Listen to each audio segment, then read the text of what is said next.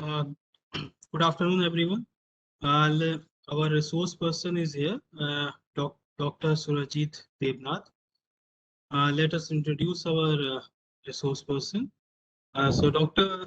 Devnath is currently head in the Department of Medicine Laboratory Technology, Tripura, and he is having more than 13 years of experience in biomedical research as well as in teaching. Dr. Devnath has participated in various academic work in institutions of Germany, Denmark, and Hong Kong. Besides, in the premier Indian labs such as the AIMS, Kytogenics, IIT Kharagpur Biotechnology, IIT Guwahati Biomedical Engineering, NBGR Plant Genomics. Also, he is the recipient of Young Scientist Award from different agencies such as DBT, DST, and CSIR.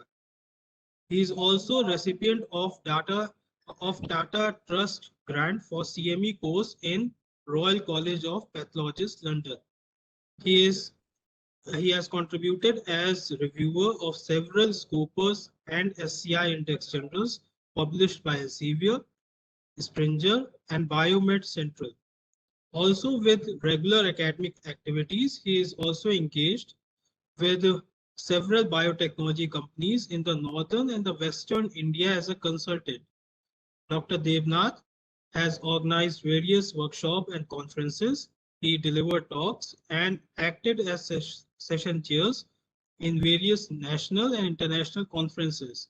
Currently, he is guiding a group of international students for their internship from Russia, Turkey, and Western African countries.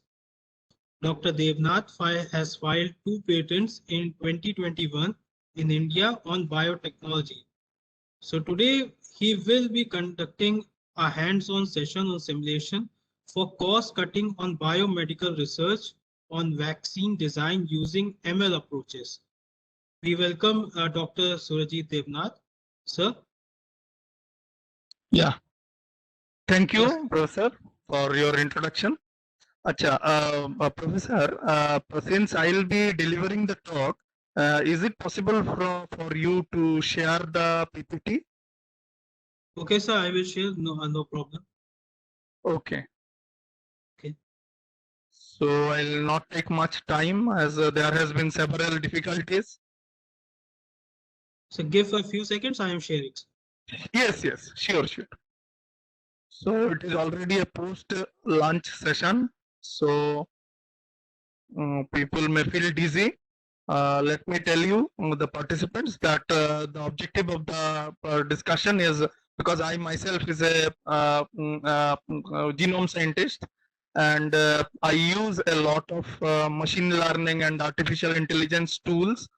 So the main objective of the discussion is to collaborate with those labs who have generated significant amount of intellectual property in terms of machine learning and AI, so that we can collaborate to have our difficulties. There are several cases where we have difficulty in tracking, because we produce a lot of data, and as you know, genomics is already big data, and it many a times remains difficult for us to handle all and to acquire the wisdom out of the whole noise. So we'll definitely look forward to collaborate with good labs which are already engaged in AI and ML. So as the main my talk suggests, so here I'll do 2 simulations. My objective is to do at least 2 simulations, so that you can understand how machine learning and AI is helping to for cost cutting of biomedical laboratory experiments. So one such experiment is on vaccine design, and another such experiment is diagnosis of cancer. So I'll start my presentation as we anticipated to do many more hands-on, where we'll be using programs written by computer scientists like yourself, but the application is entirely by us. because we do the application and you write the program. So this is the first slide.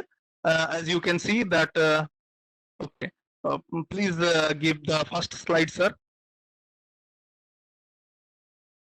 Yes. Now today the scenario is such that classically and in an isolated environment, we cannot able to produce a significant amount of value in terms of research as well as innovation.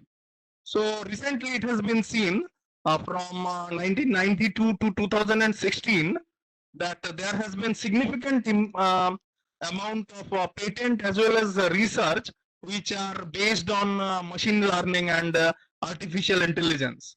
So as you can see here, the graph is upward. The pink color indicates the patents and the blue color indicates the publication. So here I should tell you that this is accumulating for all the research done by including biomedical scientists like us. So we also use a lot of AI and ML, although we may not be very expert in that, but we apply a lot of these tools for our research. So all these patents and publications includes biomedical research as well. So today, as you know, that the problems are such that in an isolated environment, we cannot create value, and therefore there is a desperate need for coming together. For example, biomedical scientists as well as machine learning experts, they should come together and work together in order to produce value. The next slide, sir.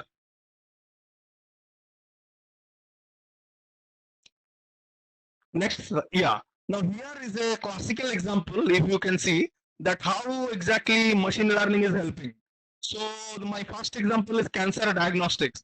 So here what happens, let me tell you that there are two kinds of cancer on the basis of size of the tumor. If the size of the tumor is within certain limit, so we call it benign cancer. Benign cancer is something which can be eradicated completely without much difficulty. But there are another type of cancer that is called malignant cancer. Now, if the size of the tumor increases, it gets converted into a malignant tumor, and there are less chance of survival for the patient.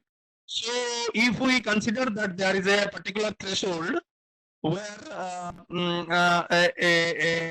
a particular kind of cancer can be detected and can be eliminated, so we can use machine learning in order to predict whether the cancer has turned into a malignant one or it is still a benign cancer. So there was a Excel data set which I wanted to share, but I'm not sure whether I have shared the Excel file. Have I shared the Excel file, sir? No, sir. Excel file is not shared. Okay, Excel file was not shared. Okay, in the meantime, I'll try to share it to sir. And but I'll go ahead. What has happened is it's very simple. Simple Excel file, which is a real-time data from a lab, which is diagnosing cancer in a large way in India only. So they had given me a file where they have generated a simple data where there are day versus size of cancer. Okay, that means, for example, we are having two columns of data. In one column, there is the day until which a patient survives and the size of the cancer when it was detected. So once I'll share it, I'll go ahead. But once the file has been shared, then it will be helpful to discuss. So I'll get back to this slide again. So here, as you can see, that there are yes, if it is malignant, it will reach a certain size, and if it is non-malignant, then it will remain within a size. But here also there are possibility that we come across some false positive results. So this is why there is a need of very good algorithms which will reduce the false positive as well as false negative results. So I'll go to the next slide, and once this thing is shared. I'll come back to this. Sir, please go to the second slide. Yeah. Now this slide indicates how big is big data, because let me tell you, in our lab we produce a lot of big data in terms of genomic sequences. So what we do is we sequence genomes of humans as well as several other animals, and we end up with a lot of data. So our job is to find whether in the genome everything is okay or not.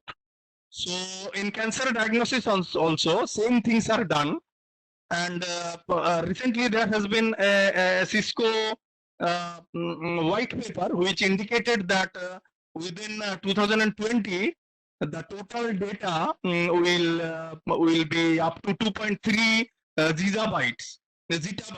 So here genomic data also plays a large role, because genomic data is also a good example of big data, where the plenty of good information along with a lot of noise is there.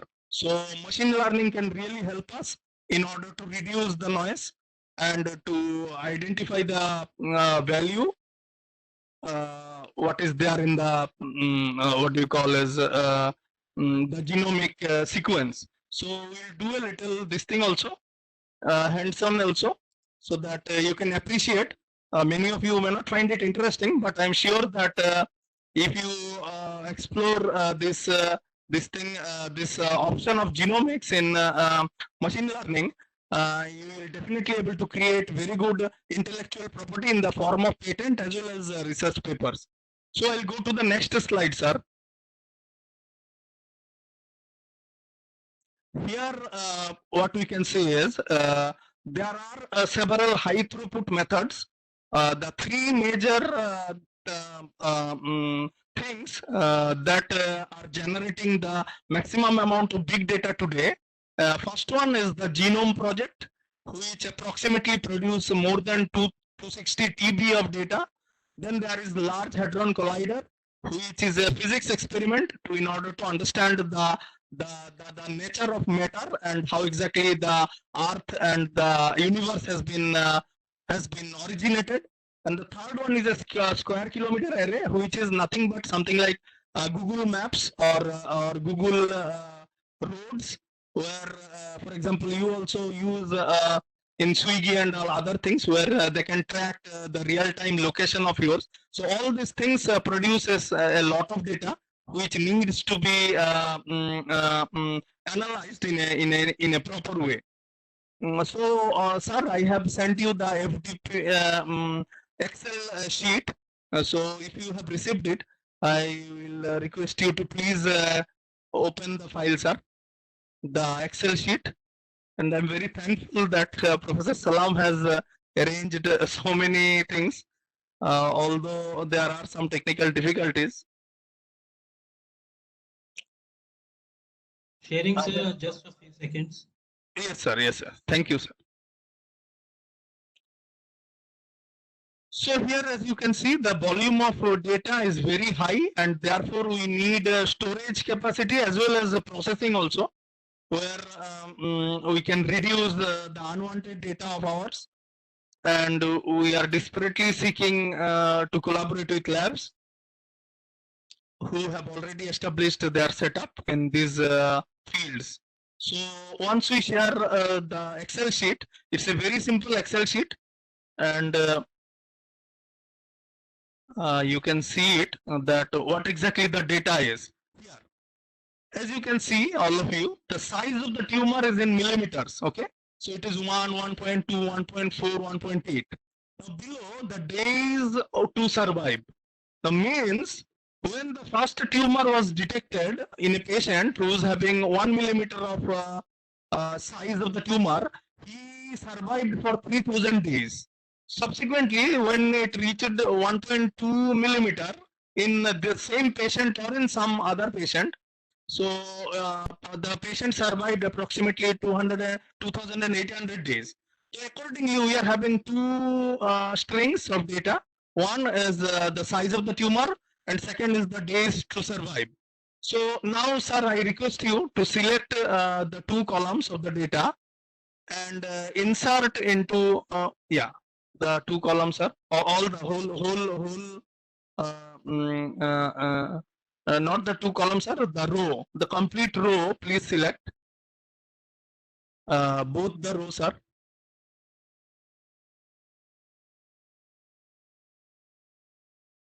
Yes, sir. Then insert.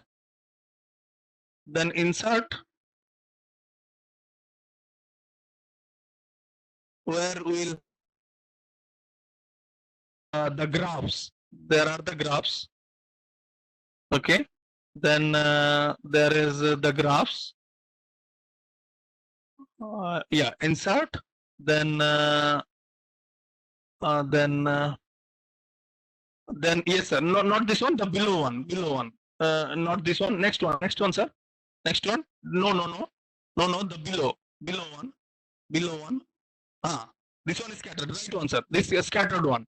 So what happens is we got a scattered curve. So now what we can do is we can add a trend line. Sir, please select all the data tables. That means all the points. If you select, sir, click on any one of the point. All the points will get selected. Yeah. Now, sir, left click, insert trend line. Okay. Add trend line. Add trend line, sir. Add trend line. Okay.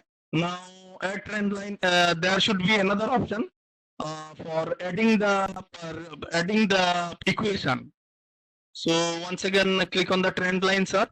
So it will come for a okay. Then add a trend line, but where is this thing? The equation. The trend line equation should come. Anyway, what I'm trying to say is here we are getting a straight line which will give you a y is equal to mx plus c straight line, a straight line equation. What is the use of the equation? From this we can predict the y as well as x, isn't it? For example, here the x is our size of the tumor and y is the days it will survive. Now once I get the equation in y is equal to mx plus c, so when I put the size of the tumor, I will able to predict how many days it will survive. Now, as you can see here, it is not very straight line relationship between x and y. So what will happen? We end up with several errors. Okay. So if you could have seen the equation will be like something like x equal to 3 point something plus 5.2 into x. So once we put one unknown tumor size, then we can able to, or a particular tumor size, we can able to predict how many days the patient will survive. So this is the basic kind of machine learning that you are very much expert of. But what I'm trying to say here is there are problems in algorithms. What is the problem? The problem is many a times we end up with predictions which are not real life, which do not respond to the real life outcome. So what is why this difficulty takes place? So there are two possibilities that either we are having plenty of inputs which ultimately result into more than one predictions. The opposite way is also true. If there are less number of training sets, then also it will result into some predictions which are not very good enough. So I'll request you, sir, please go to the presentation slide. We can minimize it and we can go to the presentation. Yes. So these are the three kinds of big data, and one such data I am handling, that is the genomics data. Sir, the next one, please go to the next slide, sir. So here I want to show you how today cancer is diagnosed. So we will go to a video which sir will mute and I myself will speak. And sir, the first YouTube video, please share the screen, and so that the students can see, the participants can see the video. Please click on, sir. Yes, mute the video, sir. Now this has been developed by a company which is specializing in genomics. Now this is a tumor. All of you can see this is a tumor. So what we do is these days we dissect the tumor and put it into a microscope. Okay, we want to see what is exactly happening in the cell.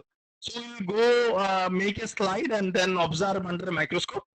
And in the microscope, we will see things like this. Now, this is the tissue. Now this is the tissue, and inside the tissue there is some DNA. Okay, so there are two things that one, we can see the histology. Histology means how the cell is behaving. That is a macro level, but this is a micro level where genes also will give you some results.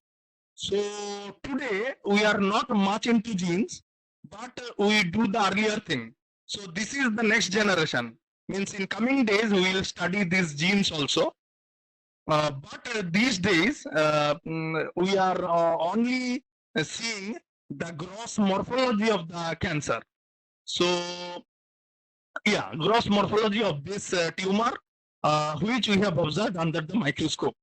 Okay, so our next generation, the diagnostics will be from DNA, and we are on going towards it. So here also, sir, please stop the video and pause it.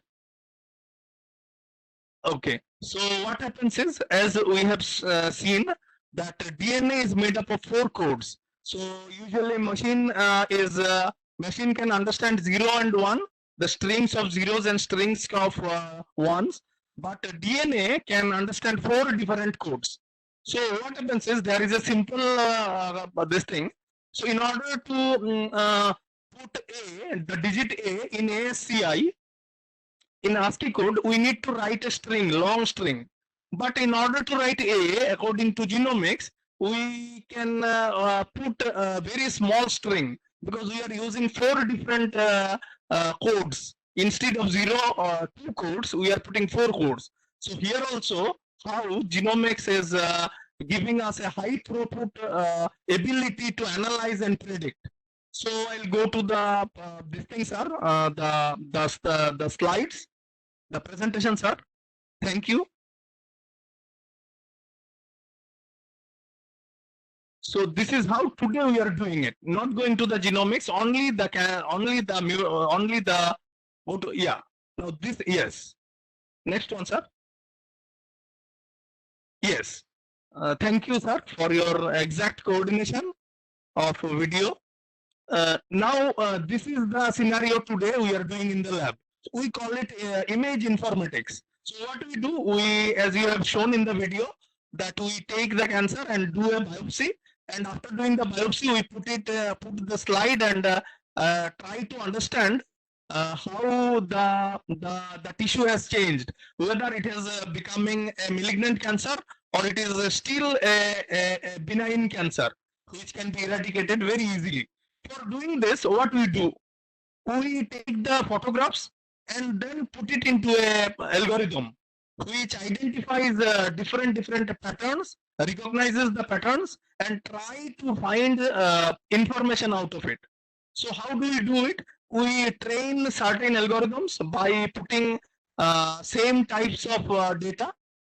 For example, where we are having exact correct observation of tissue histology, we feed the network with those data, so that they can predict whether the tissue is going to be malignant or it still is in benign stage. So for this, what we do, we use the same technique, and we take photograph, and simple image analysis only can be done. And these days, there are plenty of big organizations, for example, GE Healthcare, then Siemens, and then Bosch, and as I have said, GE Healthcare. So these are the companies which are making this microscope, and they are also making these image analysis softwares, which can reduce our burden. So one day it was there that, like 30 years back, there was no machine learning, and therefore we need to understand what exactly is happening in the tissue. But these days, what is happening, our job is to only preparing the tissue, and the computer will predict whether it is a benign tissue or a cancerous tissue. But as I have said, there are difficulties as well. So we'll go to the next slide, sir. Now, it has been seen that the artificial neural network has been most successful one in predicting various kinds of cancer. The most major type of cancer, that is breast cancer and prostate cancer. One is from female, another is from male. These two cancers, which are having a significant gender bias, I should say. That means there are some cases where male also get a breast cancer, but the percentage is very low. So this is the example of how machine learning is helping, and the significant amount of very good prediction is coming out through artificial intelligence or implementation of AI using artificial neural network. So this is a correct and very informative information from a very authentic source, which shows what are the different types of. We used everything. We used naive Bayes, then genetic algorithm, fuzzy logic, clustering, decision tree, SVM, support vector machine, as well as artificial neural network, where ANN has given excellent result, best result till now. So we'll go to the next slide, sir. So this is a classical example that how this convolutional neural network is helping to predict. So here there is a person who's having a brain tumor, a specific kind of brain tumor, where we have taken the slides and then put it into the network, which has already been trained. There are significant amount of layers, so that our prediction is also very correct. So what exactly happens is, this particular software, which has been reported by a different lab, what they have done is they used a particular kind of algorithm which will able to identify the regions of interest, or ROI, on the whole slide. Then on the basis of the pattern of the regions of interest, it will classify the cancer whether it is benign or malignant. Means here they are not limiting themselves only on the size, they are also putting image informatics. Okay, so in the next couple of slides you will see one more thing, that here it is only the histology. Histology means only the biopsy. So here it is only the biopsy slides, but the same lab has incorporated genomics, and then eventually they have received a very good amount of results. So the genome, I am an expert in genomics, so that was my interest, that the same lab produced three different types of results. One, only using the tumor size. Then second, by the biopsy image, that is image processing and pattern recognition. Then third is combining all this with genomics.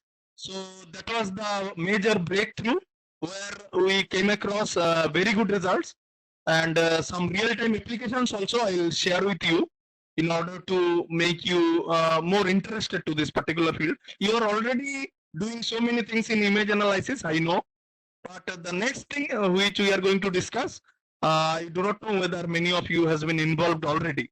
So sir, please go to the next slide. Now here what happens is, it is a kind of supervised learning which the particular lab has incorporated. So here what happens is, there are several layers, and ultimately the output is being built on the basis of the training, or on the basis of the experience of the neural network. Sir, these things are already very much known to you. So most of the machine learning are using supervised learning techniques. So I'll go to the next slide, sir. As you can see here, that how exactly it happens, that they identify different related patterns, and ultimately a particular output can be predicted. And this is how, because in cancer diagnostics we cannot make any fuzzy output. For example, if the result is 50-50, then it is of no use. So we should be of much. The prediction should be very much real, so that it really helps the patient. So this is the usual technique that the pattern recognition people use. Sir, next one. Next slide, sir. So this is what already you know. Now this is a real-time case where this is the training set. Okay. So how this training set was prepared? So there was a person who's having a particular kind of brain tumor, and the person died within 1077 days. Okay. So just before 1077 days, the person underwent a biopsy. So what the particular lab did is they took the biopsy samples and identify several region of interest. On the basis of the region of interest and the image analysis, they established a neural network, and they predicted through back propagation.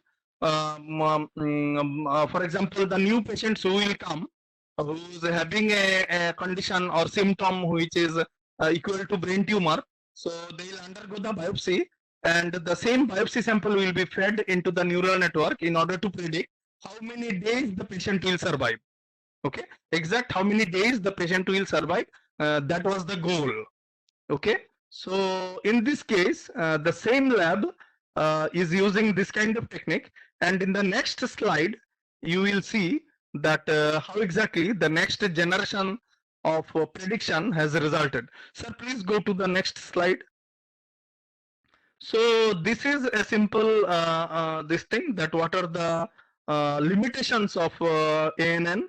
That is, it is difficult sometimes to understand the structure of the algorithm, because there are so many nodes and so many other things that you already know. That too many attributes can also result into overfitting. That means the result will be something that it becomes hazy, and the clinician, the doctor, cannot able to understand which kind of therapy, whether the patient should undergo operation or radiation therapy or some medicine or chemotherapy.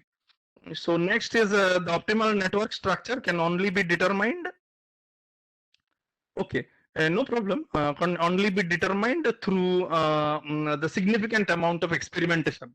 So that was a disadvantage that we cannot take for cancer prediction. So what we did, the same lab. Sir, now go to the next slide. Now here you see all of you. I am. This is very interesting to see.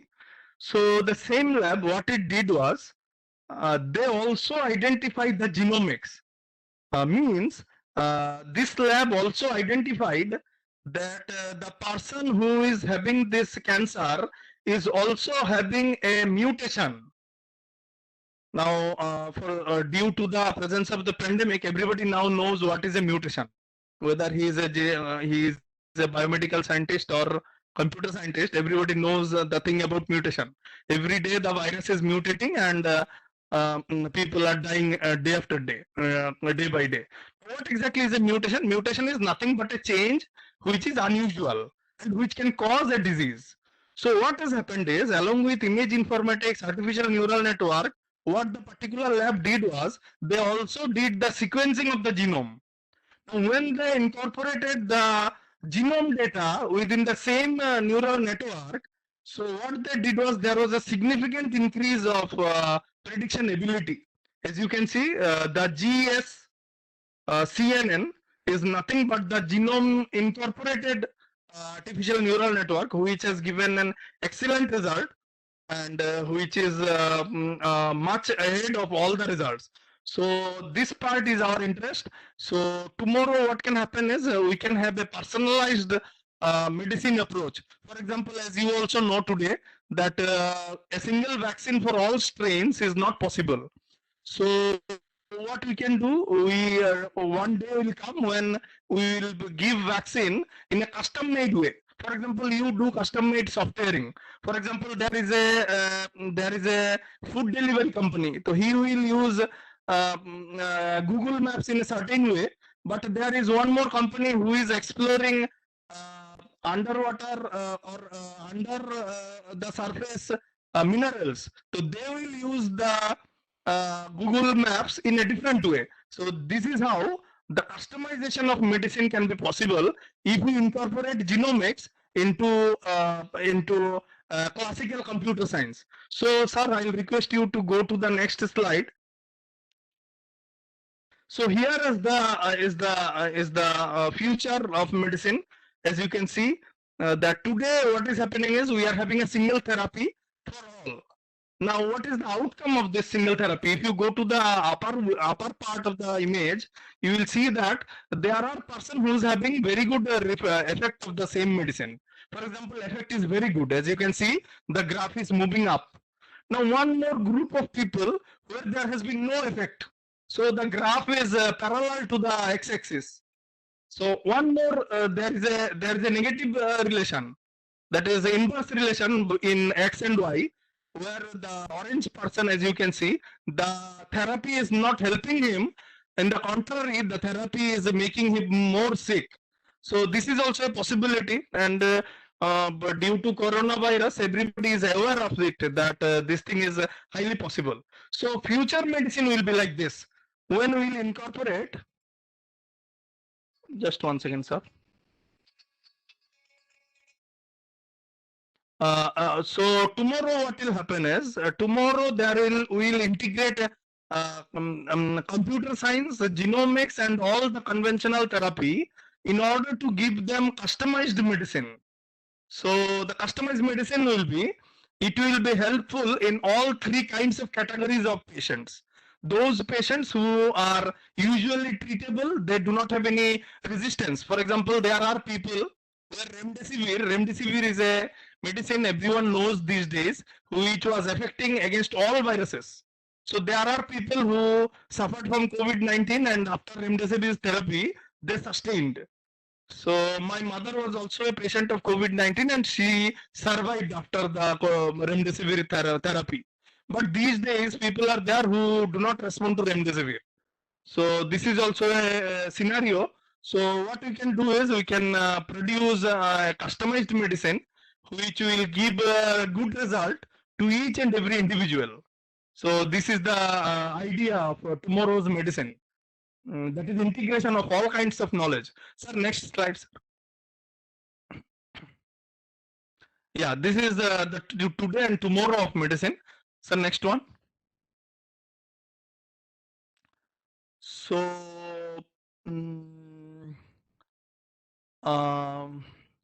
so there is one more video where genomics, big data, and machine learning is helping for better prediction. Sir, would you please show the video, the second video? Yeah.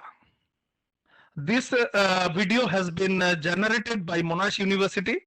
So here we are trying to show you how custom medicine will work. So as you can see, this is we call a microscope, a fluorescent microscope, where different cells are there. So there are good cells and there are bad cells. So good cells means non-cancerous cell. Now here you see, there are cells which are pink in color. These are all good cell. And there is a particular kind of cell which is blue in color, as you can see. Now this is the cancerous cell. Okay. Now what we do is we will use a custom medicine. Okay. Now this is the medicine. Now the medicine is such that it is not a chemotherapy, usual chemotherapy. So it will go and bind to specific receptors on the cell which is getting cancerous. Okay. So the blue one, the blue cell, the rest all cells are pink, only a particular cell is blue. Now when the therapy is inserted into the blue cell, now blue cell will start behaving because it is different from all other cells. So what will happen is, the therapy is nothing but a drug. Now the drug is designed in such a way that it only binds with the cancerous cell, not with all other cells. So this is how the medicine is going into the nucleus of the cancerous cell. Now it is going into the, yeah, now the fusion has taken place. Yes, now this has been the fusion. Now the medicine will be delivered. Custom medicine. It is not the medicine, usual medicine. It is a particular kind of medicine which is delivered to a particular cell only.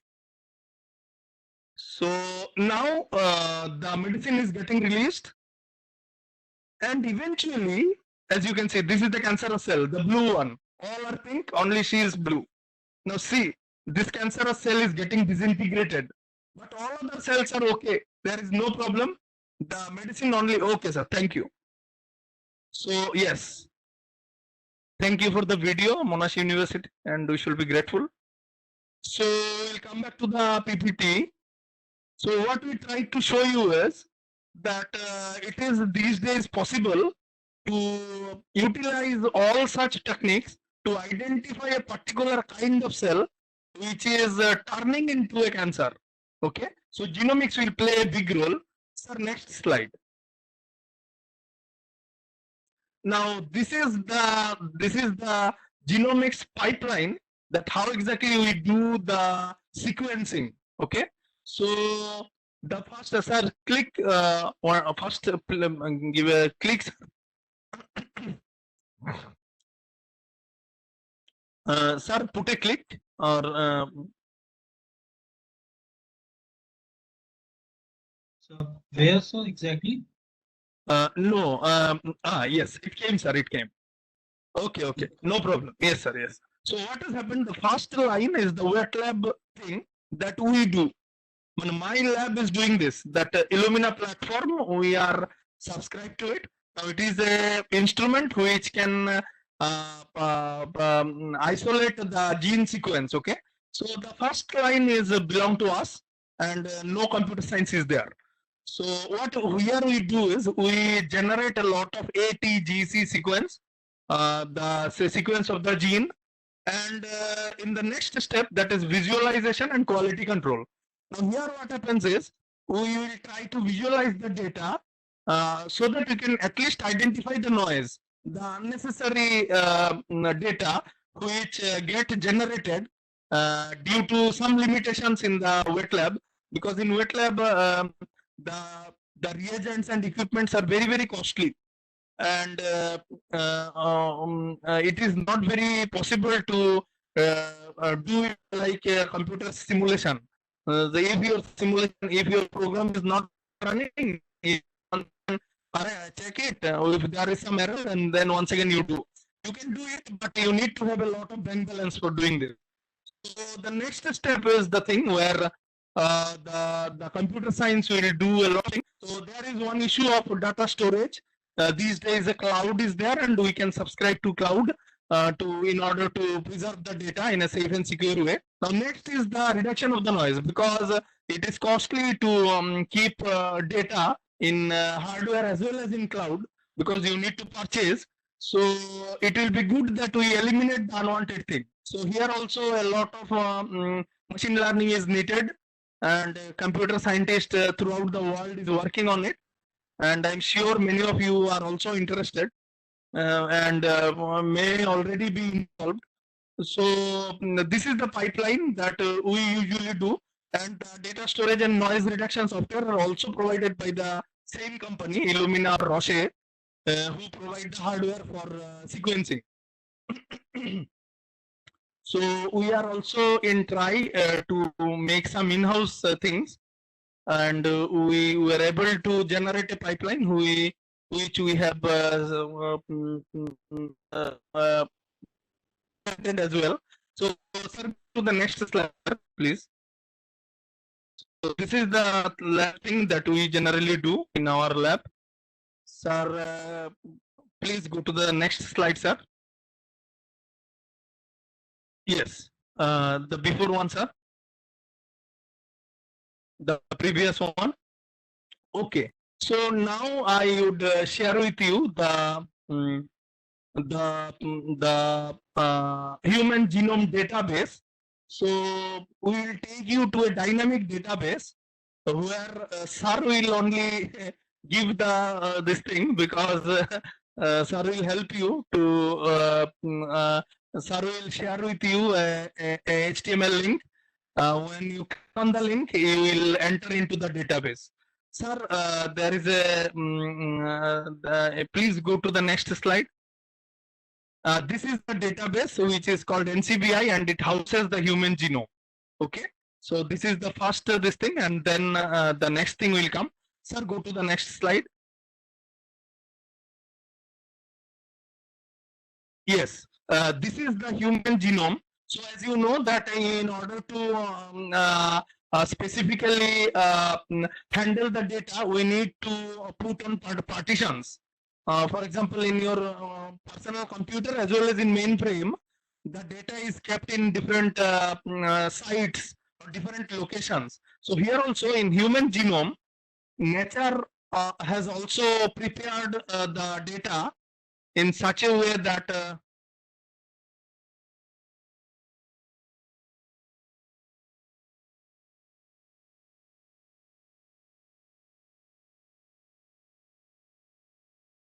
okay.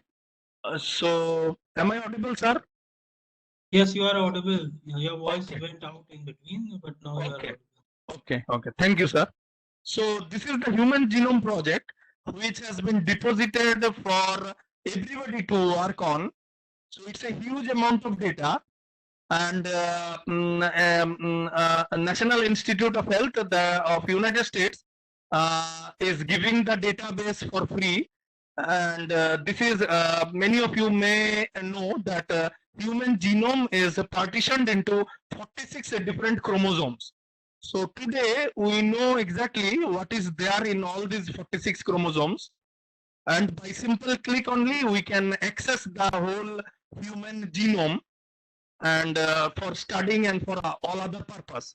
Sir, please go to the next slide.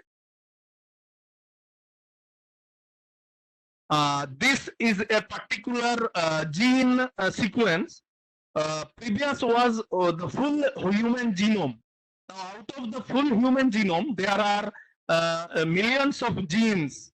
So genes are nothing but small programs which will decide how you will look, how you will behave, what will be your eye color, how much height you will acquire, what will be your skin color, then whether your hair will be curly or straight. These are small programs.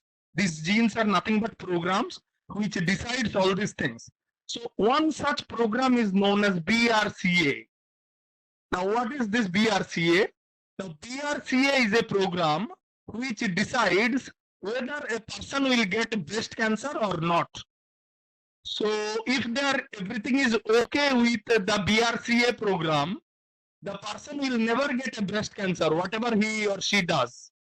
But if there is a single mutation means error in the program, the person will definitely have a breast cancer. Now, it depends on many other things, whether the patient will survive or not survive.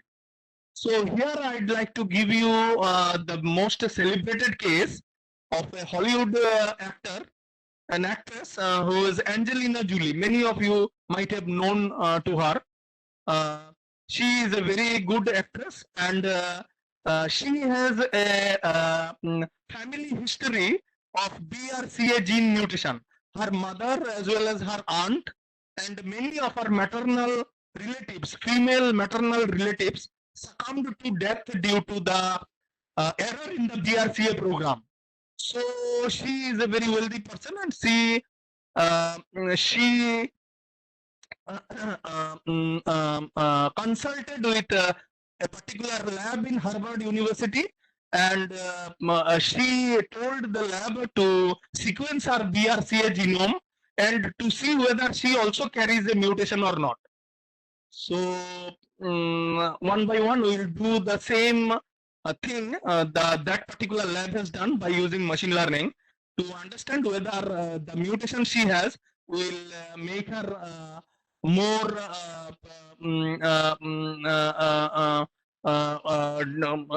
more severe of a patient. So many of you may know that she has underwent an ectomy or a surgery of her mammary glands, and she now uses a prosthesis because she is an actress. So we'll go to the next slide, sir. Now, this is, we'll do a little hands-on.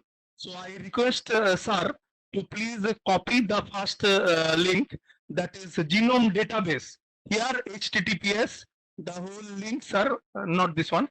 Sir, I'll request you go to the this thing mode, so that if it directly opens, that is good.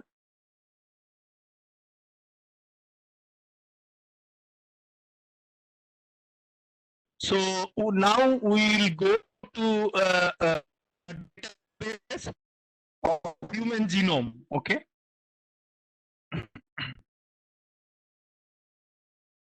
It is loading. The sir will share the link with you all the chat box. If you are interested, you can also click and enter into the database.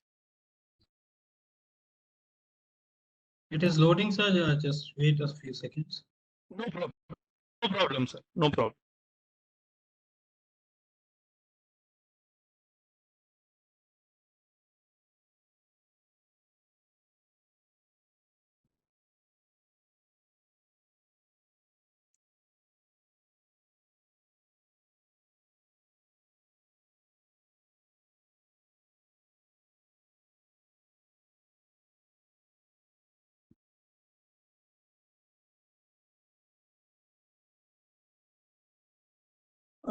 Sir, you can also go to the normal window of PPT, and then you can able to, in the edit mode, then you can also able to copy and paste the link. Many a times it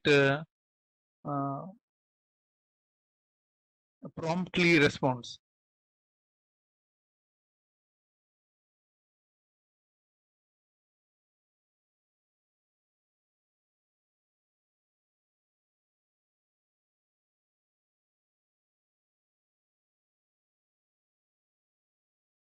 So the first link that sir will share, it will be the link to the database, and subsequently 3 more links. One link will be to the, now this database is not only your human genome, but also genome of all other things, including COVID-19 genome. Okay, all genomes that has yet been decoded are housed in this particular dynamic database. It's a huge database, and by HTML links, you can enter into all kinds of this thing, genome data. So the first, the opening window of the genome database. Then in the next link, we will go to the human genome, and then in the third link, we will go to the BRCA program. BRCA program or BRCA gene sequence. We can see the sequence also, that how exactly it is.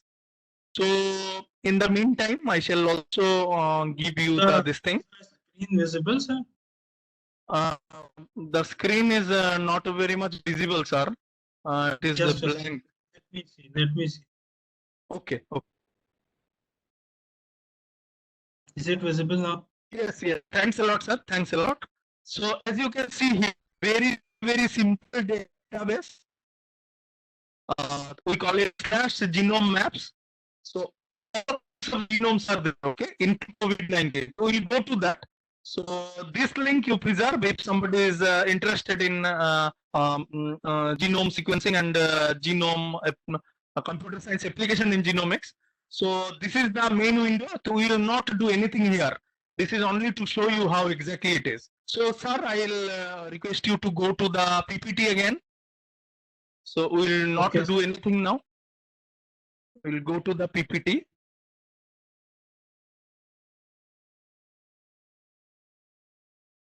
And we'll take the second link. In the same screen, same slide, there are 3 different links. So you go to the edit mode. Yes, right. The second link, yes. Now this is called the human genome, okay? So this link also, if you want, you can preserve. You can also teach your students that this thing is there. Many computer science students may not know. Now this is the human genome sequencer. Now I should tell you that this is the normal human genome. Now, what does it mean by a normal human genome? Now, normal human genome is now this genome sequence is present in most of the people in the universe, okay, but not everyone. So it houses without any mutation, everything without any mutation. That means all programs are correctly running, okay. So this is the software present for the programs which will be needed by the nature to build a human, a complete normal human. Okay, sir? Yeah, these are the all fragmentation of the data. If you can see, you can even teach because most of us here are teachers. And according to AICTE, these days teachers should act like superhumans. They need to innovate, they need to teach, and they need to also do that's what do we call as IRG kind of. So this is the human genome. So now we'll go to the next link. I request you, and here also we will not click anything because it will end up another thing that is difficult to handle now. So the things are again. And now I request you to take the third link, sir. Yes, yes. This is the BRCA program. Yes. So all of you also can preserve. So here you see, all program is having a particular what do you call code. Here also it is a code. Now here we will do a little hands-on. Now here what has happened is this is called agented format. Okay. Now this is a format of the program which give you everything in writing. Who discovered the gene? You can see author name. Can you see? Abden in Emi, and then this was submitted to a journal called Bioinformatics. Can you see? So these are the all data. This is a format which is having all kind of information. Which kind of platform was used to detect the sequence? Where it was been detected in South Korea. So many all informations are there. Okay. So for a genomic person, this is not very important. So we'll go to one format, sir. Please go to top of the page. Please go to the top. Yeah. So here you can see a writing called FASTA. Can you able to see FASTA? FASTA. If you see, please click on FASTA, sir. Yes. FASTA. Yes. Yes, sir. Right. Right. So once we click on FASTA, we get to get a very slim and trim data. Okay. Now this is the normal sequence of a BRCA program. Okay. So all person having a BRCA, in female it is expressed in male, it is hidden. Okay. Anyway, so this is the normal program of a BRCA. Now, if this is maintained, the person will never get a breast cancer. But of Angelina was entirely different. We'll see what exactly has happened to her case. So she has given her DNA, it means a small amount of blood to Harvard University lab, which have done the sequencing and then used artificial intelligence to predict whether her mutation. This is a normal gene. It is not her gene. We will see her gene now. Sir, we'll go to the slide again.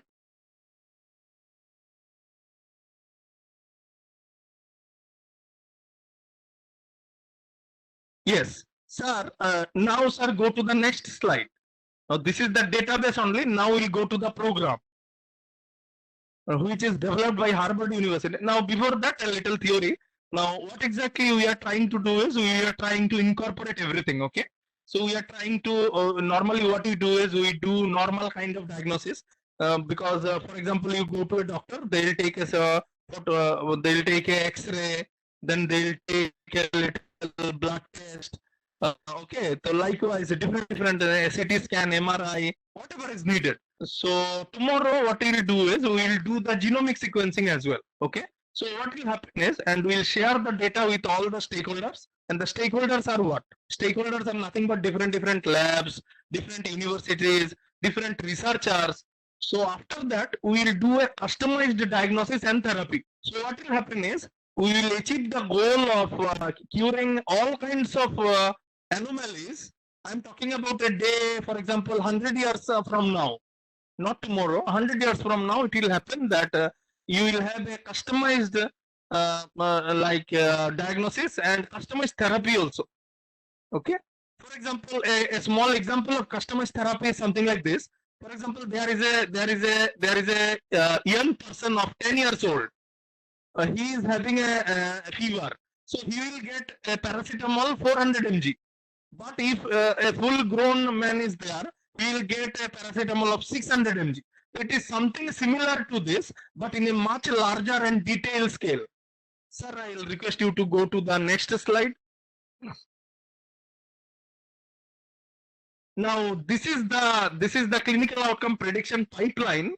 What we do is we take the clinical problem, then we do the data acquisition, then there is the pre-processing and normalization, then some exploratory analysis, then feature selection, classification, interpretation, and finally clinical solution. So for the classification purpose, feature selection as well as feature generation purpose, we use a lot of artificial intelligence in some limited scale. But tomorrow it will become a big issue, and in a larger scale it will be used. Sir, please go to the next slide.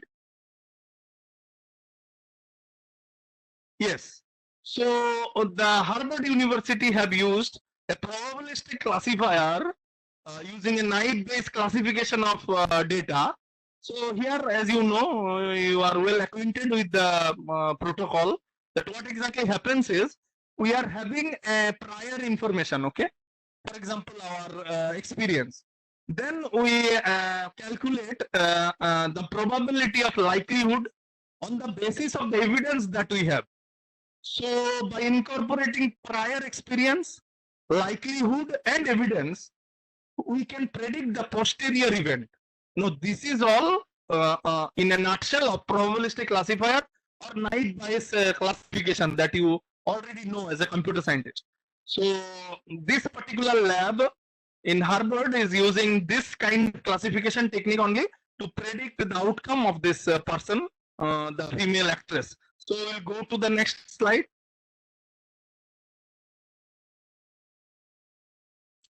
Okay, now the prediction will come like this. Okay, as you can see here, they will also give us a probability, but on the basis of the probability, we will identify whether the mutation, that means in case of the lady actress, the mutation would be damaging or not damaging.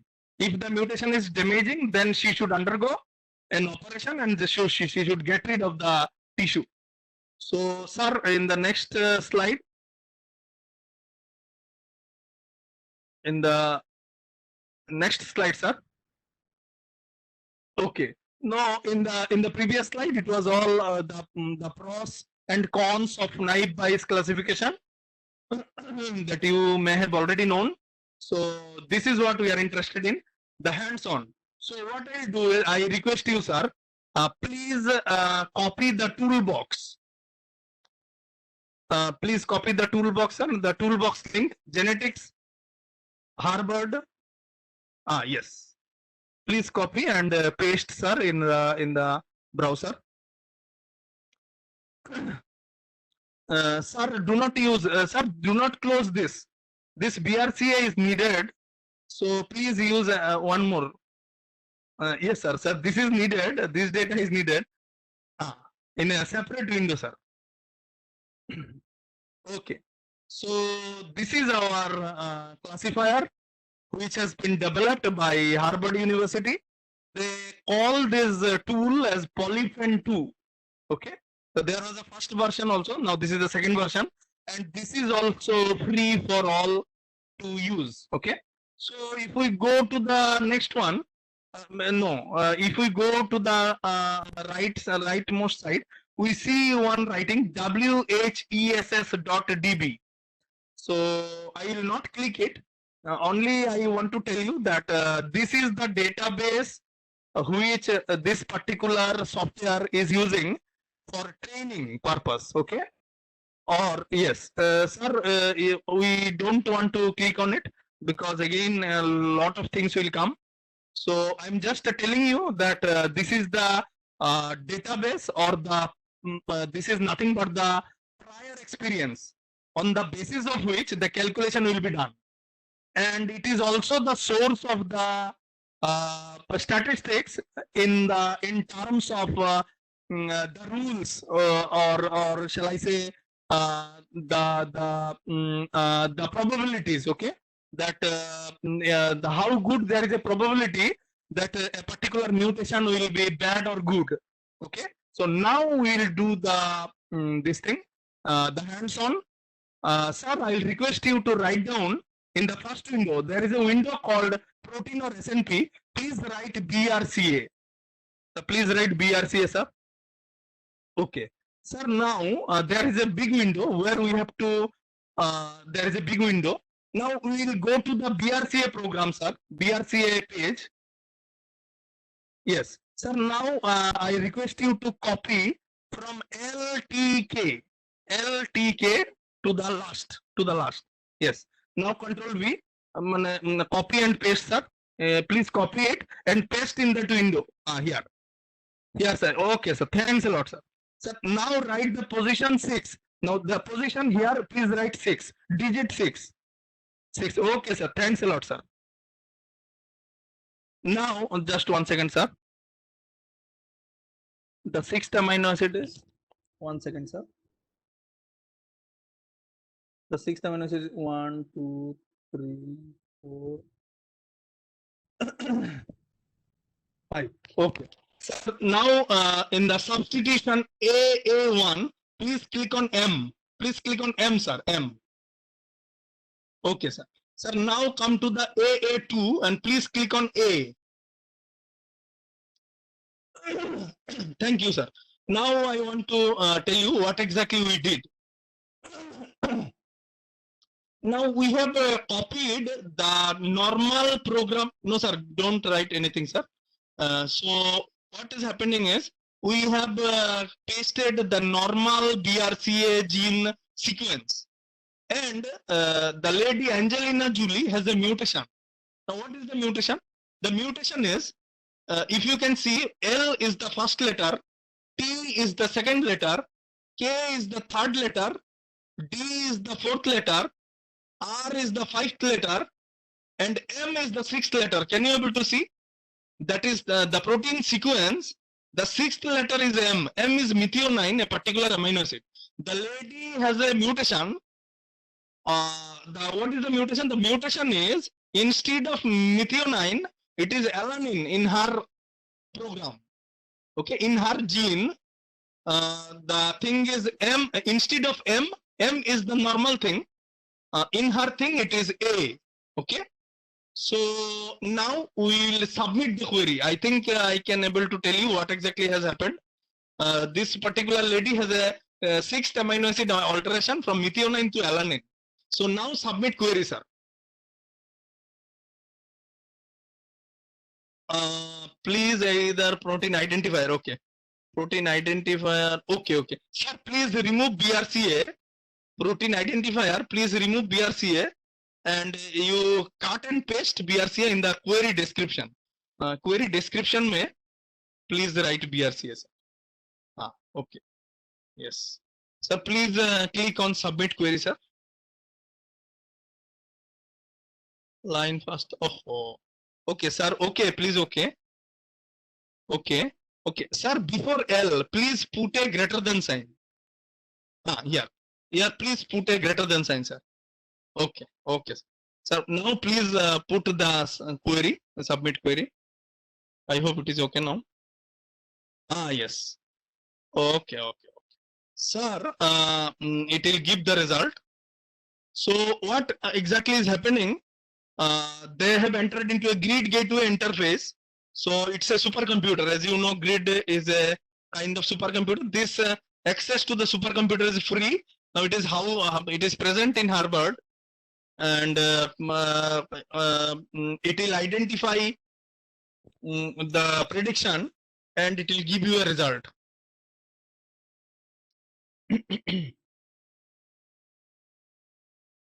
So what happens is when we submit a query, there are already people who are using it. So our query is on is pending. So there are 3 queries that are already running in the grid, and usually it is refreshed automatically. But sir, please press refresh once. Okay. I think it is. Sir, please go to the view. Let us see what has happened. In error, there is a view. Please see what is it. So what is said? Just 1 second, sir. Neither in input matches.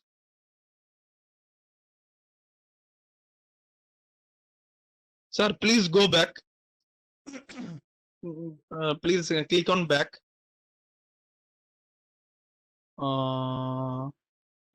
Again back, sir, in the main window.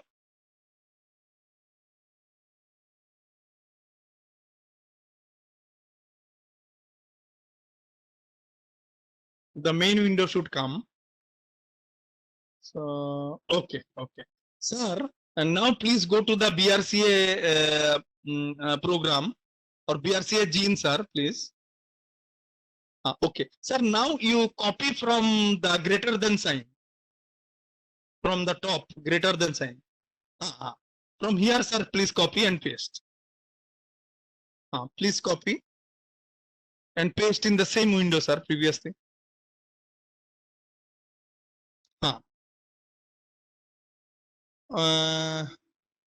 Okay, sir, again, please 6 M and A. Right.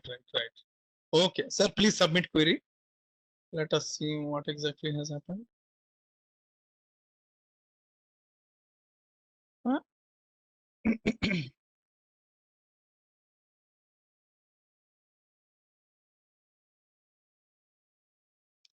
Sir, please give one refresh.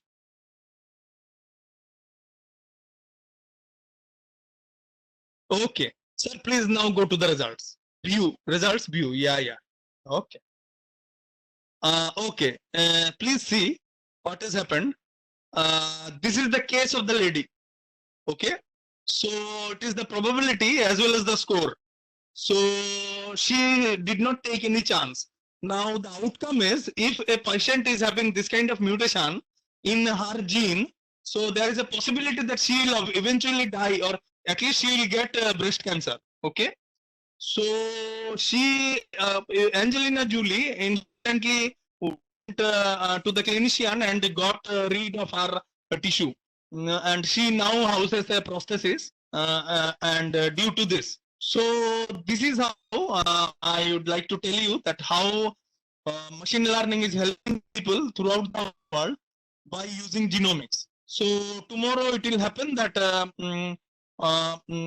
each and everybody can afford genomic testing, and they can even predict at which age he or she will get a diabetes, or whether she or he will be prone to COVID-19 virus or not.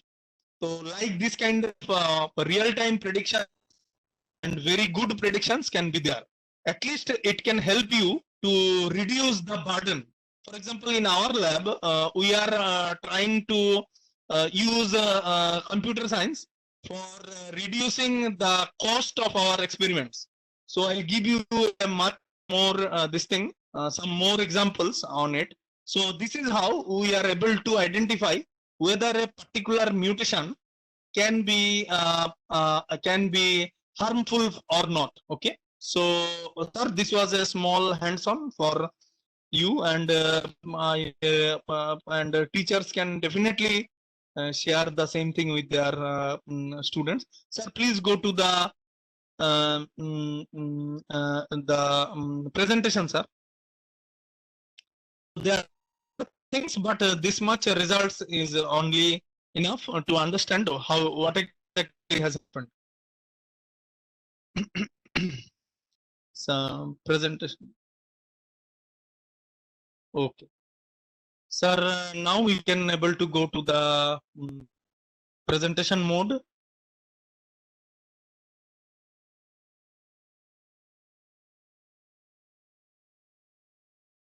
Next slide, sir. Okay, so 2015, we ourselves were struggling a lot in order to understand the or decipher in a computer science language, if we say so, to decipher the information in genomics. So we are studying a particular disease, which is a heart disease and very rare for patients. So it is, we call it a genetic disease. So the name of the disease is Barth syndrome, and we try to analyze this thing. Sir, please click. So our there was this for to understand the genomic data that we developed. But we had to purchase a particular software which was very costly, and at first we used the trial version, but because we needed to do so many runs because we were also new, so we had to purchase ultimately, and it costed a lot of fund. And later on, we tried to collaborate with some other people to help us with analyzing data. So, sir, please go to the next slide, sir. So, in this study, in this study, it was all about abnormal mutation in the heart gene, which to a disease, abnormal heart function, and people used to die early in life, and there is no medicine also. So the death is definitely there. So we tried to explore why exactly the problem is there. The mutation, everybody knew that due to this mutation only, the patient suffer. But in this paper, we tried to explore by using computational biology to why exactly this abnormality is there. So I'm also very happy to tell you that this there is a NGO of Barth syndrome. All the patients of Barth syndrome are looked after by that NGO, and that NGO also have showcased our paper in their website. So next slide, sir. So here also we try to implement. There are some data that we generated. Sir, next slide.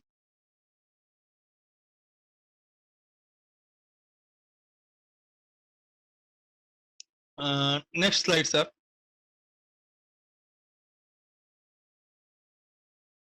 So, okay, I have not shared this video, sir. Please go to next slide. As you can see that what we can do is for cancer as well as for other kind of prediction also, by incorporating different algorithms, we will try to increase the prediction. But because many times we do not know which kind of algorithm will give good results. For example, here also there are some tools that identify the size of the tumor and with respect to prognosis by using support vector machine, which can easily identify that or easily predict that how the outcome of a particular diagnosis will be. Even in terms of genomics only, we can able to use these tools. Sir, please go to the next slide. So as you all know that how exactly this algorithm works, formally the SVM algorithm creates a hyperplane that separates the data into two classes with maximum margin. So here this thing is at least two predictions are there, but there are not multiple way of predictions. The maximum margin meaning that the distance between the hyperplane and the closest example is maximized. So we will next see another hands-on where we will use this particular algorithm to predict for cost cutting of our biomedical research. So please go to the next slide. Now this is the conventional COVID-19 vaccine development strategy. Not of much interest to you, But still, if you see in the top slide, top image, as you can see, all the spike proteins are not entering into the cleft of the ACE2 receptor. So all of you have already know, because COVID-19 has teach us a lot of lessons, that in our lungs there is a particular receptor called ACE2 receptor. Okay. Now this receptor binds with COVID-19. Now if you can see here, all the spike proteins are not binding to the ACE receptor. Only a particular, what do you call a spike? As you can see, the ray, sun ray, one of the ray only entering into the ACE2 receptor. This receptor is present in human, and this is your coronavirus. Okay. So once the binding is successful, so what will happen if the binding is not good? So what will happen? The virus cannot make you sick. Okay. So if the binding is successful, then only you will able to, the virus will enter into. See here in the next step what has happened, it is mixing with your ACE2 receptor, and finally here you see in the third front the RNA of the virus. As many of you know, this COVID-19 is RNA virus. This RNA is free now, it can enter into your body and you will be very, very sick. Okay. So what is the how can you determine the vaccine for it? So what is a vaccine? Now a vaccine is nothing but the structure of this particular spike protein. Okay. So in the bottom we have demonstrated the full length strategy of vaccine design. Many of you may not be able to understand. Now this is a person who has suffered COVID-19 and has been recovered. Okay. So we identified, we separated his antibody, and here by some mechanism we are trying to see this antibody is binding which of the spike protein of the virus. Okay. Please see, there are so many spike proteins. So we will use artificial intelligence and machine learning in order to identify which particular spike protein is binding with the antibody properly, so that we will design a vaccine which will immediately identify the spike protein and it will produce a lot of antibodies so that you get rid of this virus. Okay. So I will not make it much difficult for you to understand. The simple thing is that machine learning can easily identify that which particular domain or particular spike protein is binding with the ACE2 receptor. So if we can identify that particular spike, we can able to generate very good vaccine, which is very, very effective. Otherwise, for example, 12 o'clock or 6 o'clock in the first figure A, in the round, as you can see, this is the round is your COVID-19 virus. Now at 6 o'clock, you will see one spike. That spike is no useful. If you make a vaccine of that 6 o'clock spike, it is of no useful. It is of no use because it is not binding into your ACE, isn't it? So how you will determine where exactly the binding taking place? So in order to do so, we can use machine learning. Sir, please go to the next slide. So in the last 2020, we produced one study using machine learning to identify some domain. It's not for a vaccine, it's some domain which are changing less rapidly. And we are also thankful that our work was been showcased with WHO, and now also it is available in WHO website. Sir, please go to the next slide. There was a video that how exactly the vaccination takes place. So it is difficult now to share this. So we'll go to the next slide. So here the same database which is housing the COVID-19 genome. Okay. So this is the dynamic database. Previously we used for human genome. Now this is for COVID-19 genome. Sir, please go to the next slide. Now this is here you see the complete genome, severe acute respiratory syndrome, coronavirus 2, isolate, Wuhan, complete genome sequence. Okay, from Wuhan only, without any mutation. Please remember, without any mutation, this is the sequence of the first coronavirus sequence. Okay, so this is there in our database. So please go to the next slide. Now here you see, now this is a particular spike protein. Okay, of that particular protein which is about to bind to the ACE2. Okay, now see what it reads. severe acute respiratory syndrome coronavirus 2 isolate SARS-CoV-2 human surface glycoprotein gene. Okay, now this is the surface or a particular spike protein gene. Okay, so sir, please go to the next slide. Okay. Okay, sir, I'll request you to copy the next link, sir, not the first link. No, second link, sir, second link. Yes, second link. We will directly, because we already know to see the genome. So we'll go to the sequence now of the spike protein sequence. Please enter, sir. Okay, now it will give us the spike protein program. Okay. Sorry, sir. This is a wrong thing. Sir, please go to the slide. No, it is a different one. Sir, go to the next sequence. The next slide, sir. The next slide, sir. Okay, these are the benefits and this thing of the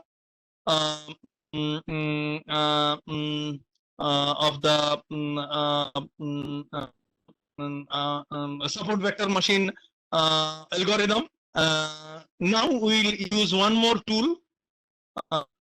Please go to the next slide. These are pros and cons that computer scientists already know well. Now, sir, please please copy this particular link, sir. Now, this is a tool which has been developed using support vector machine in order to identify. I may not able to use the. Here, sir, you please use. Yes, yes. Okay. So this is a prediction tool. A little old because there are not many more prediction tool like this. This prediction tool uses a particular database which can identify from COVID-19 genome. Very, very simple to use, as you can see. Okay, very, very simple to use. Okay, so to identify which kind of region on a virus is able to produce much more antibodies. Am I okay? Am I clear? What I'm trying to say is this is a support vector machine based tool which can identify from a gene that which part of a spike protein can able to produce more amount of antibodies and so can produce a much stronger immune response. Okay, so in order to use this tool, I'll request you, sir, to copy the sample. In the pink color, there is a sample sequence. As you can see, sample, greater than, right, sir, right. Okay, sir. So please copy, sir. So this is also a sequence of a pathogen. Copy and paste it in the input box, sir. As you can see, the big window. Okay. And sir, this server will not give you results until and unless we put our name, organization, and email. Is it okay? These are optional. No problem. These are optional only. So we'll leave it. Okay. Sir, epitope length. We please select epitope length is there, sir. Epitope length. There is a window. Here you please select 8. No, 8 is there or not? What is the smallest one? 10. Sir, please select 10. Okay. 10. Now capture. Okay. So how simple it can be.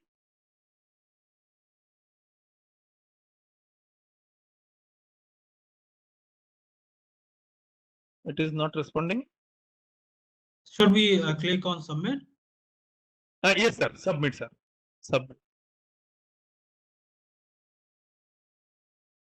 Okay. So it is a very simple tool again, but it is helping people. The tools like this. This is a little old, but This also can be a standalone software. You can download the software and then execute. But here we are using the supercomputer of their computational resources and without disturbing our own resource. So we will not download it. If there is an option for online analysis, we will do it here only. So online prediction only we are doing. So here what it will give you is, it will give you the score on the basis of the probability that it can generate stable antibodies. Okay.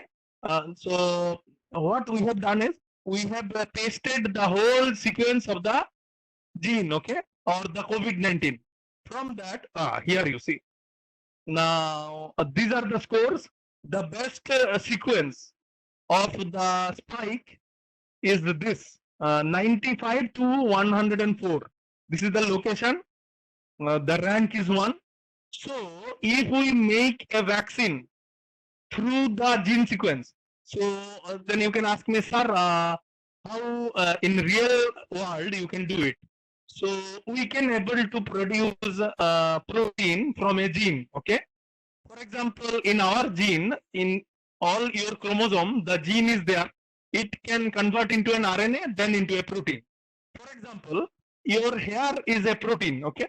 So this how to make this protein is all coded in your chromosomes. So here also, how this particular thing is can be made is kept in the sequence. Now our job is to identify the sequence and make an artificial peptide of artificial gene that we can do, and it is very easy to do. What is the use of this support vector machine? It can identify the correct sequence. Okay, though it was a lot of noise because there were so many amino acids or so many sequence or so many genes. So out of the gene, which gene is good for you, this particular tool can identify. Now this is dedicated for prediction of, as you can see, linear antigenic epitope. Now the terminology epitope also is very common these days due to the COVID-19. Everybody knows epitope. Epitope means a particular spike protein which is effective again, which is very, for example, delta virus, delta strain, alpha strain, Singapore strain. What are these? These are nothing but the mutant version of the spike protein. So if we have the whole sequence of the delta strain, then we can able to predict within some limitation. We can able to predict that out of this delta strain, which portion if we inject as a vaccine. So what is a vaccine? So everybody has taken 2 doses, mostly for at least 1 dose of Covishield or Covaxin. So what are these? These are nothing but a small part of the COVID-19 virus itself. Okay, so how you will determine that which part of the COVID vaccine should be given to you? Okay, everybody knows the structure also by seeing everywhere. So which spike protein should be injected? So somebody should be there, some method should be there which will identify which exactly, which particular spike protein should be injected in order to give you sustainable antibodies so that you can get rid of COVID-19 infection, isn't it? So this is what I tried to explain. So sir, please go to the presentation. So this is a tool, an old one but good one.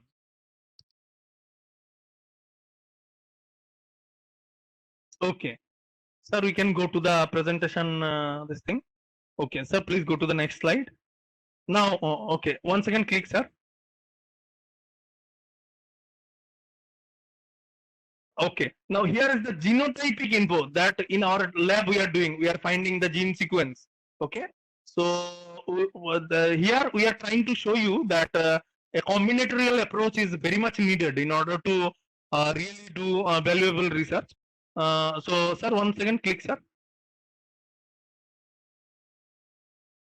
Okay, so what happens is by incorporating machine learning, by incorporating protocols like support vector machine as well as artificial neural network, we will able to generate a particular pattern recognition system which can predict for us the outcome of cancer, as well as a good vaccine candidate in near future.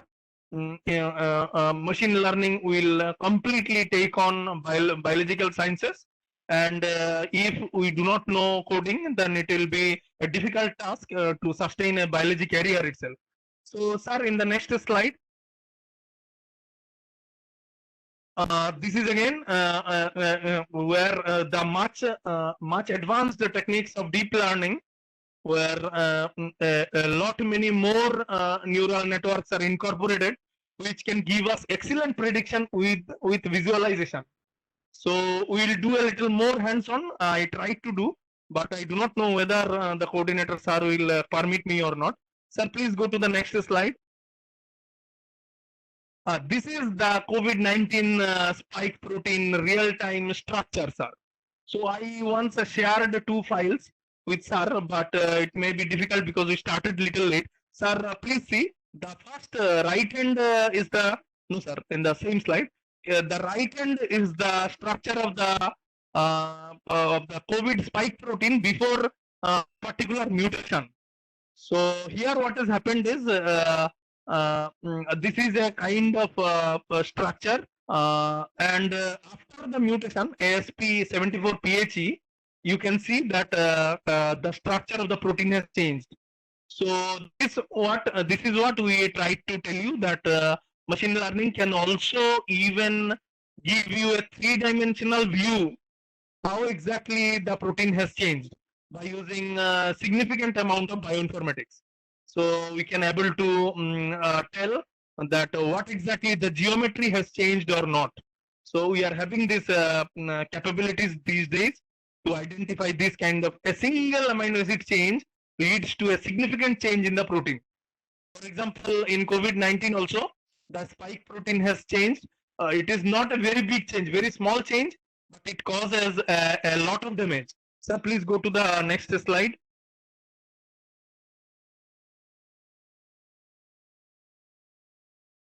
So this is a simple decision tree algorithm that we also use. In the next slide, it will be much more easier to understand. Sir, please go to the next slide. This thing for cancer detection, there is also a kind of algorithm, or we shall say decision tree. For example, if lump is detected by self-examination, so if the answer is no, then you should do once again the self-examination in 1 month. If the is yes, for a detection test, which is a mammogram. So if the mammogram is suspicious, then you should go for a biopsy. If the mammogram is not suspicious, now here the machine learning and artificial neural network will help us to identify the mammogram, whether it is of a normal mammogram or a cancerous mammogram. If machine learning identifies it as there is no suspicion, then there is no need of biopsy. Now, if there is a suspicion, then you should go for a biopsy. Now, if the biopsy has also 2 options, whether biopsy shows a malignancy or it is not showing a malignancy. So, if it is not showing a malignancy, it is only a cyst which can be eradicated with medicine even, or by radioactive radiation.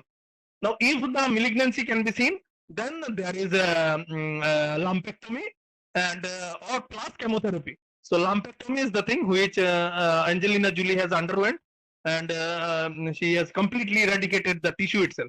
So this is how machine learning is helping today. Sir, please go to the next slide.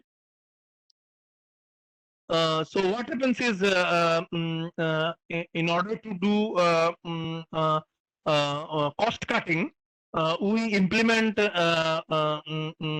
machine learning algorithms, but to a limited extent, because we are not very much expert in the making the network and making the code, but we can identify the regions where machine can help, and computer scientists should come forward so that a good software can be made in-house, and which can even be reported as an intellectual property. So there is a lot of scope that machine learning can help to reduce the cost significantly. Sir, please go to the next slide.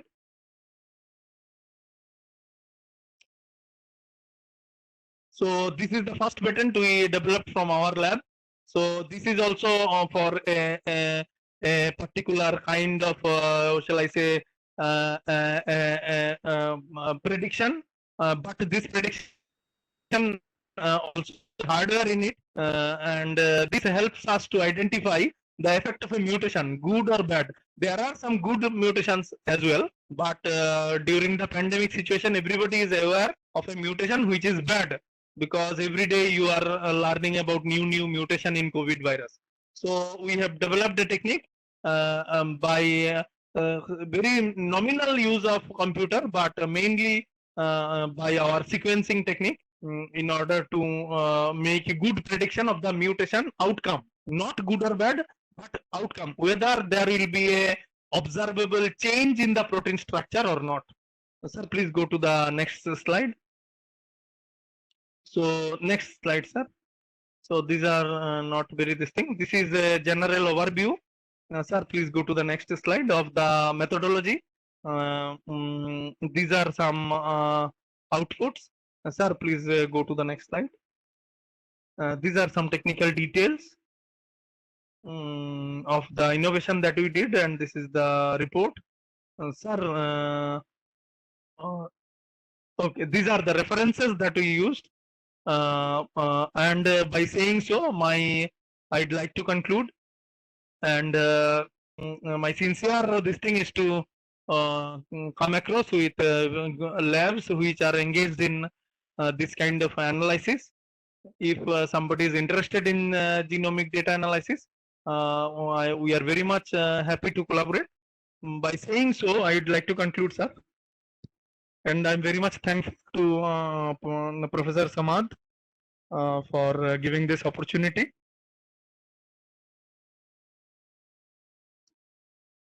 And also handling the whole scenario.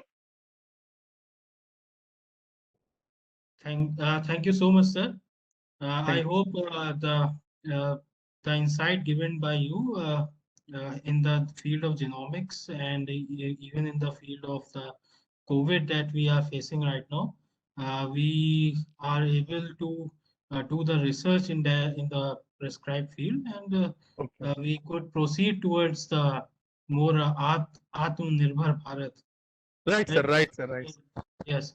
So we a proper diagnosis is needed, and ML and AI are the most prominent in the field for a quick and easy diagnosis. And, that's right. That's right. Absolutely. Yes. So I hope that your research is helpful to the attendees, and so I thank you a lot for giving us this insightful lecture. And I am handing it over now to Abdul Samad sir. Thank you. Thank you, Dr. Devnath. As Dr. Shoaib rightly said, that those who are interested in this area, there is a lot of scope in the research, and very good demos you have given, and well managed session. On behalf of the entire team and on behalf of the organizing committee, I thank you. And in the near future, I will call you in the campus, because this is the pandemic time. So that is the only feasibility that we are. Yes, sir. Yes. Yes, sir. Yes, sir. So for the attendees also, this is the day break. We have taken 20 minutes extra because of certain problems in the connectivity, but and let me tell you, for the attendees, there will be a test for this whole FDP on Friday at 12 o'clock, and rest of the things I will tell you through message. Thank you all. Thank you, sir. Thank you. Thank you, sir. Thank you, sir. Thanks a lot.